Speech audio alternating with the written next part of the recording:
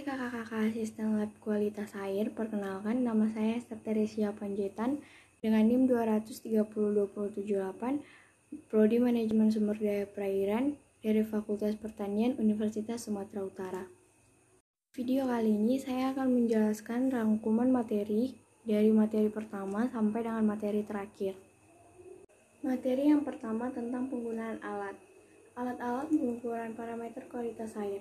Parameter dibagi menjadi 3, yaitu fisika, biologi, dan kimia. Yang pertama fisika. Fisika diukur kecerahannya menggunakan CCD. Suhu menggunakan termometer.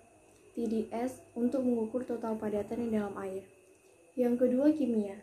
DO diukur menggunakan DO meter. pH dapat diukur menggunakan pH meter. Dan yang terakhir biologi, yaitu plankton diambil menggunakan plankton net. Bentos, pengambilan sampel menggunakan surber net. Materi yang kedua yaitu tentang unsur material.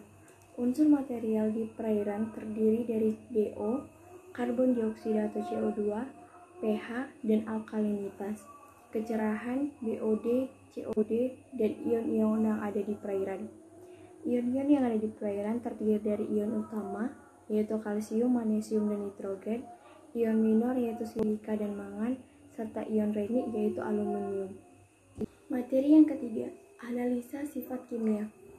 Analisa sifat kimia air. Yang pertama, derajat keasaman. Alat yang digunakan yaitu dengan menggunakan pH meter. Dengan cara memasukkan pH meter ke dalam sampel air. Yang kedua, DO.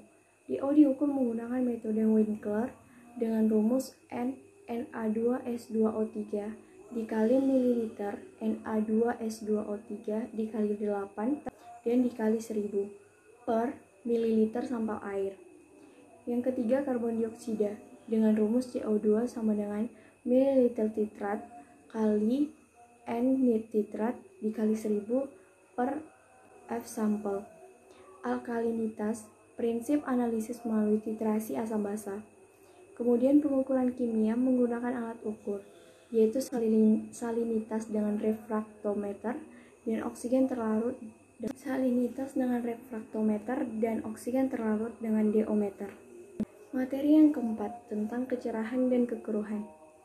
Kecerahan ukuran transparansi perairan yang diamati secara visual dengan menggunakan CCDX, dan kecerahan dipengaruhi oleh kandungan bahan-bahan halus yang terdapat di perairan yang berupa bahan organik. Kecerahan suatu perairan menentukan sejauh mana matahari bisa menembus suatu perairan. Alat yang digunakan adalah CCDX. CCDX memiliki rumus D sama dengan K1 ditambah K2 per 2. CCDX awalnya dimasukkan ke dalam air, lalu dilihat skala di mana terlihat jelas K1 dan terlihat remang-remang K2. Lalu hasilnya dicari menggunakan rumus. Kekeruhan menggambarkan sifat optik air yang ditentukan berdasarkan banyaknya cahaya yang diserap dan dipancarkan oleh bahan-bahan di dalam air. Kekeruhan diukur oleh turbidimeter. Materi yang kelima, pencemaran air. Pencemaran air adalah masuknya makhluk hidup, zat, energi, atau komponen lainnya ke dalam air oleh kegiatan manusia, sehingga kualitas air menurun. Pencemaran air terhadap budidaya ikan akan sangat mengganggu ekosistem di dalamnya, karena dapat menurunkan parameter-parameter penting yang dibutuhkan oleh organisme yang terdapat dalam air. Bahan pencemaran menurut Raus 1991, yang pertama limbah yang mengakibatkan penurunan kadar oksigen terlarut.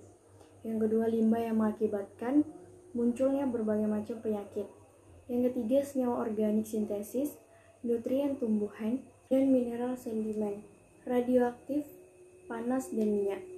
Cara menganalisis pencemaran air adalah yang pertama indeks Tourette, yang kedua indeks pencemaran, yang ketiga kurva ABC, yang keempat indeks Saprobi. Pengaruh pemberian pakan terhadap kualitas air. Materi yang ketujuh. Pakan merupakan unsur terpenting dalam menunjang pertumbuhan dan kelangsungan hidup ikan.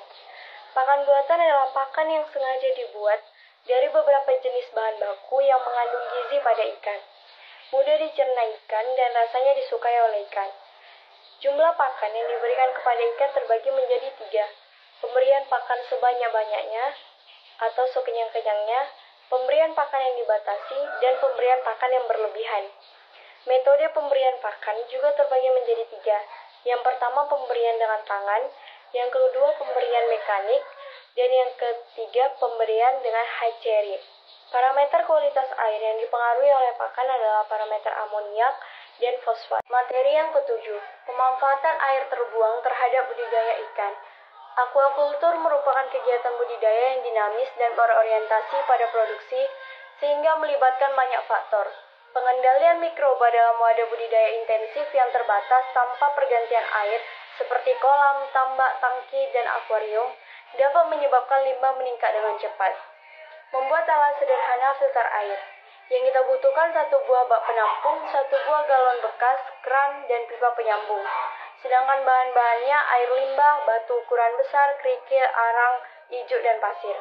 Sediakan sebuah bak penampung, bersihkan semua bahan-bahan, buat bak penyaring, isi dengan ijuk, pasir, arang, batu, dan kerikil. Rangkuman materi dari pertemuan pertama sampai pertemuan 7 yang bisa saya paparkan. Jika ada salah kata, saya mohon maaf dan meminta saran untuk perbaikan ke depannya. Lebih dan kurang saya ucapkan terima kasih.